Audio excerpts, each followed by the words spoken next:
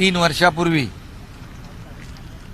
दौड़ आला अब उठेगा नहीं साला हा डायलॉग त्यांना शोभून दिसतो. मी नाही बोलत.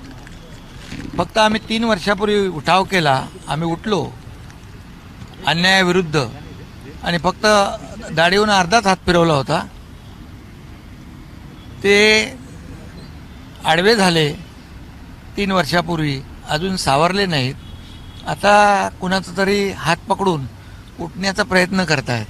त्यामुळे उठेगाणी वगैरे हे सगळं बोलण्याचं मला वाटतं त्यांच्यात त्यांना ते शोभत नाही. त्याला मनगटात जोर लागतो, फक्त तोंडाच्या वाफा सोडून होत नाही. त्यामुळे मी एवढंच सांगेन की एकाने मराठीबद्दल असलेली जी काही तळमळ बोलून दाखवली आणि दुसऱ्याने सत्तेसाठी आणि खुर्चीसाठी असलेली मळमळ बोलून दाखवली.